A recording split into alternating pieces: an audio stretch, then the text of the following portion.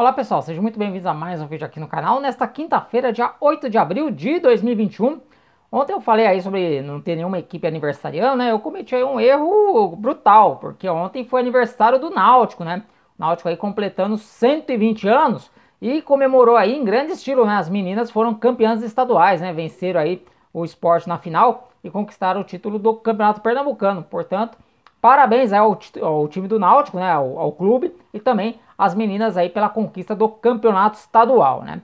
Bom, no vídeo de hoje, né, eu vou falar aí mais sobre Copa do Brasil, né? Tivemos agora há pouco o jogo entre Criciúma e Ponte Preta e a decisão foi para os pênaltis, né? Eu vou falar para vocês como foi. Ontem também tivemos jogos no período da noite, né? Mas daí nenhuma surpresa. Também vou falar sobre Copa do Nordeste, né? Tivemos um jogo isolado nesta quarta-feira, válido pela quinta rodada. O ABC, né, saiu na frente, mas o 4 de julho foi buscar o empate na Bacia das Almas.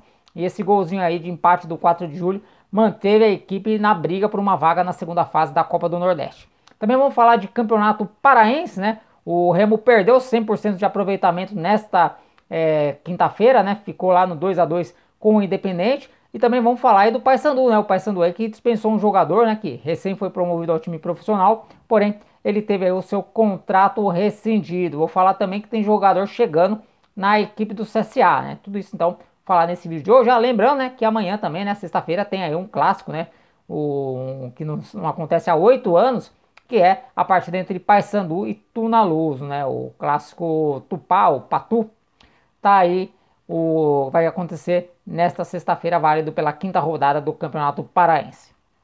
Bom, antes da gente entrar propriamente nesses assuntos, né, vou falar um pouco sobre o assunto aí que movimentou a tarde desta quinta-feira, que foi com relação aí ao veto de jogos no estádio Mané Garrincha, né? Aconteceriam algumas partidas lá nos próximos dias, né? Partidas importantes, porém a justiça determinou a volta do lockdown lá no Distrito Federal e isso impede a realização de partidas de futebol, né?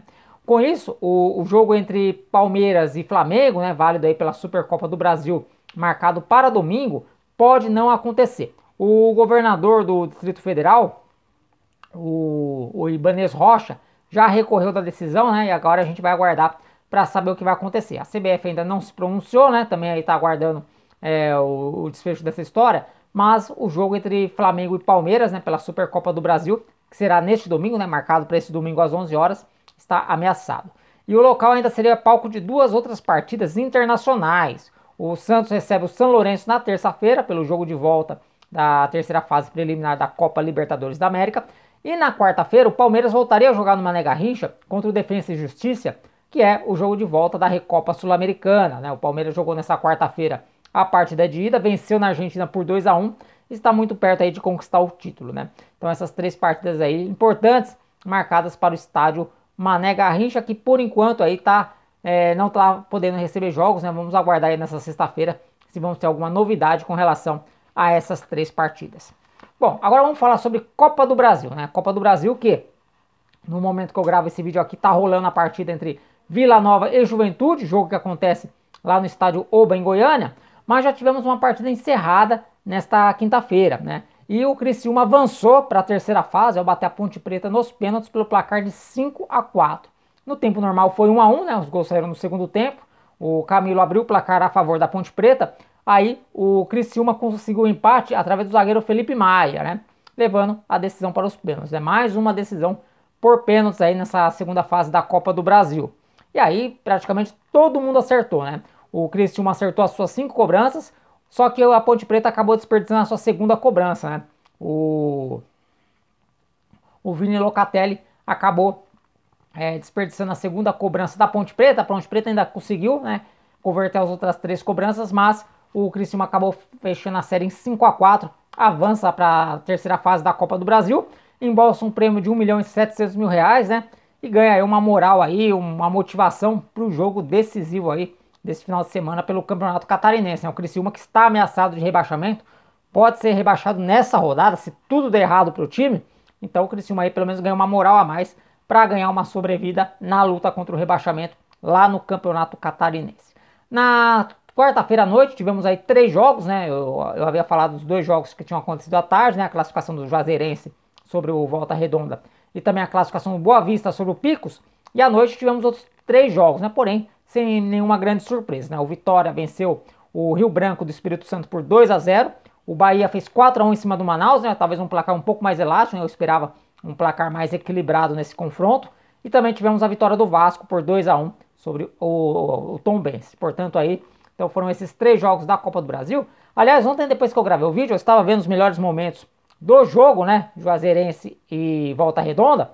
E o narrador lá falava a Juazeirense, né? Então, eu o tempo todo me referi como o Juazeirense. Pelo menos ali na narração ali local, eu vi que o pessoal chama pelo artigo feminino, né? Chama a Juazeirense, né? Então, vou tentar aí me referir ao time dessa forma aí, né? Que deve ser a forma correta de falar aí do time de Juazeiro do Norte. Bom, ontem também, né, na quarta-feira, tivemos um jogo isolado, válido pela 5ª rodada da Copa do Nordeste, né? Foi um jogo atrasado, que aconteceu nesta quarta-feira, e o ABC empatou em 2-2 com a equipe do 4 de julho, né? O ABC chegou a abrir 2-0, né? Aliás, foi uma noite super infeliz do zagueiro do 4 de julho, o Gilmar Bahia, né? No primeiro gol da equipe do ABC, ele cabeceou para o chão, né? Ele deu um peixinho, cabeceou no chão. Esse cabeceio bizarro acabou se tornando uma assistência para o gol marcado pelo Alan Pedro, né, do ABC, né, o Alan Pedro então fazendo 1-0 para a equipe do ABC. Depois o mesmo Gilmar Bahia, numa jogada super tranquila, né, ali perto da área, ele saiu jogando, ele acabou escorregando, né, se atrapalhou todo, cometeu um pênalti, ainda o Valisson acabou convertendo esse pênalti e o ABC abriu 2-0. Só que no começo do segundo tempo saiu um golaço do Elinho, ele pegou uma bicicleta da grande área, no ângulo, a bola ainda bateu na trave e entrou. Então aí até pedindo para esse gol aí seja incluído, né, na disputa do prêmio Puskás. E aí já na Bacia das Almas, né, o ABC também cansou de perder gol, né, podia ter matado o jogo. E aí na Bacia das Almas, num lance que começou lá com o goleiro do 4 de julho, o lateral André Vitor meteu um chutaço de fora da área, marcou um golaço também, empatou a partida. E não apenas isso, esse gol de empate manteve o 4 de julho na briga por uma vaga na segunda fase da Copa do Nordeste, porque até então, né, com a derrota, o 4 de julho estaria matematicamente eliminado. Porém, o time conseguiu esse golzinho Salvador, chegou aos 7 pontos, né, e para se classificar, ele vai ter que fazer bastante conta, né, ele vai ter que torcer bastante, ele vai ter que vencer o Vitória na última rodada e também tem que torcer para que o Confiança e o 13 não vão além de um empate, né, nas suas partidas. E o Sampaio Corrêa, que já tem 10 pontos, o Sampaio Corrêa tem que ser derrotado, né? Então, essa é a conta do 4 de julho para avançar para a segunda fase da Copa do Nordeste. Já o CSA ele tá numa situação, aliás, o CSA não, o ABC, né? Tudo letras, né? O ABC ele tá numa situação um pouco confortável, apesar de estar fora do G4. O ABC tem os mesmos 10 pontos que as equipes do Altos e do CSA, né? Agora tá certo, falei CSA. Eles têm os mesmos 10 pontos, tá 2 pontos atrás do Vitória, né, mas está na 5ª colocação aí pelos critérios de desempate. Então a equipe do ABC precisa vencer, né, seu último jogo aí nessa primeira fase e torcer por um pequeno tropeço do Altos ou do CSA ou também do Vitória, né? De repente até o próprio 4 de julho pode acabar ajudando aí a equipe do ABC, né?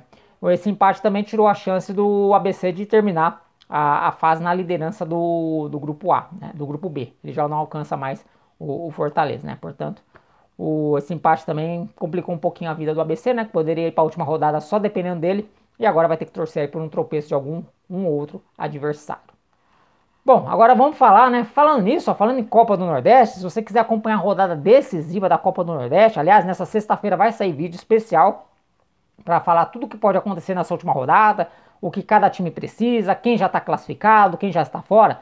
E para você acompanhar essa rodada decisiva da Copa do Nordeste, ó, no primeiro link da descrição tem aqui você vai ser direcionado para o All Sport Clube. O All Sport Clube está oferecendo 7 dias grátis do Nordeste FC. O Nordeste FC é a plataforma de streaming que transmite aí todos os jogos ao vivo da Copa do Nordeste. Então, ó, sabadão tem rodada decisiva. Aproveita para você assinar, né, para você pegar esses 7 dias de degustação e curtir essa rodada decisiva da Copa do Nordeste. Ó, primeiro link da descrição, você vai saber como fazer a sua inscrição. Bom, mas agora vamos falar de campeonato estadual, porque nós vamos falar sobre o Remo, né? O Remo aí que vai jogar contra o CSA na próxima terça-feira, pela Copa do Brasil lá no Rei Pelé, e nesta quinta-feira ele teve aí compromisso pelo campeonato estadual, recebeu a equipe do Independente, né? O Independente aí que foi adversário do Remo nas quartas de final da Copa Verde. E foi um jogo bem movimentado, né? O Independente saiu na frente com o Derlei, o Dioguinho, sempre ele e o Felipe Gedós viraram a partida, né, a favor do Remo, mas o Yuri acabou fazendo o gol de empate. Com esse resultado, o Remo segue líder de sua chave, líder disparado, né? Mas não tem mais 100% de aproveitamento. Agora o time vai voltar a campo, como eu falei, na próxima terça-feira, lá no estádio Rei Pelé, quando encarar a equipe do CSA pela segunda fase da Copa do Brasil. Ainda falando sobre o Campeonato Paraense, quem joga nesta sexta-feira será o Paysandu. O Paysandu vai jogar contra a Tunaluso, né? Um clássico aí do Pará que não acontece faz 8 anos já, né? Faz 8 anos que Paysandu e Tunaluso não se enfrentam. E esse jogo aí, como já era de se esperar, o Paysandu não terá o zagueiro Perema, né? O jogador, como eu falei no vídeo de ontem, ele fraturou um dedo da mão no jogo contra o Remo e está fora dessa partida. Já quem também está fora da partida, né, são aqueles reforços que eu falei na semana passada, o Bruno Paulista e o Laércio. Eles ainda também não será dessa vez que os dois jogadores irão estrear pelo Papão. Porém, o volante Jonathan, que vinha aprimorando a forma física, ele foi relacionado pelo técnico Itamar Schulli e fica à disposição da comissão técnica para esta partida. Agora, quem também está fora desse jogo, não só desse jogo como do Paysandu, é o volante Fernando Portel, atleta de 20 anos, revelado pelas categorias de base do próprio Paysandu. Ele teve seu contrato rescindido nesta quinta-feira. O jogador subiu da base para o profissional em janeiro, né? Ali logo depois do final da Série C, da participação do Paysandu na Série C. Fez 2 jogos como titular na Copa Verde, as 2 partidas contra o Manaus, né? Vocês se lembram bem daquela primeira parte da polêmica, que teve aquele gol que não foi, né? Aquele gol do Manaus que a bola não entrou e o juiz deu. E ele também entrou no segundo tempo na estreia do time no Campeonato Estadual contra o Castanhal. Desde então, ele não vinha sendo utilizado pelo técnico Itamar Schulli e teve aí seu contrato rescindido, né? Então, um jogador aí deixando o Paysandu e livre no mercado. Bom, para a gente fechar então o vídeo de hoje, vamos falar que o CSA, né? A gente falou agora há pouco que o CSA vai ser adversário do Remo na próxima semana pela Copa do Brasil. E o CSA contratou o lateral esquerdo Patrick Bray. O jogador de 23 anos estava no Cruzeiro, porém ele tinha rescindido o contrato com o Clube Mineiro no mês passado, porque ele não vinha sendo aproveitado aí pelo técnico Felipe Conceição. O Patrick, ele vinha treinando separadamente no clube, né? Ele chegou ao Cruzeiro em 2018, mas não conseguiu se firmar. Em 2019 e 2020 foi emprestado ao Coritiba, depois à Ferroviária, depois voltou para o Cruzeiro, né? Onde fez aí um total de 23 jogos. Portanto, o Patrick Bray, lateral de 23 anos, novo reforço aí da equipe do CSA para a sequência da temporada, né? CSA que tem aí a Copa do Brasil, tem aí, tá bem encaminhada aí a sua classificação para as quartas de final da Copa do Nordeste e a partir do mês de maio terá aí mais uma Série B do Campeonato Brasileiro pela frente, né? O CSA que bateu na trave para subir, brigou até a última rodada para subir na temporada passada, vai tentar de novo o acesso para a Série A do Campeonato Brasileiro neste ano. Bom, pessoal, então essas as informações que eu tinha para trazer para vocês, né? Hoje o vídeo saiu um pouquinho tarde, porque eu estava aguardando o desfecho aí do jogo da Ponte Preta contra o Criciúma, né, para passar as informações aí fresquinha para vocês. Espero que vocês tenham gostado do vídeo. Se gostou, deixe seu like, e se chegou até aqui e gostou do conteúdo, aproveite para se inscrever no canal para você ser avisado sempre que eu postar um vídeo novo, né? Nessa sexta-feira serão 2 vídeos, né? Então fique ligado que nessa sexta-feira eu vou postar um especial sobre a Copa do Nordeste, né, para falar aí sobre a rodada decisiva da Copa do Nordeste, e outro vídeo informativo aí com as últimas notícias, né, do futebol aí nos 4 cantos do país. Beleza? Eu vou ficando por aqui. Um grande abraço a todos vocês e até a próxima. Valeu!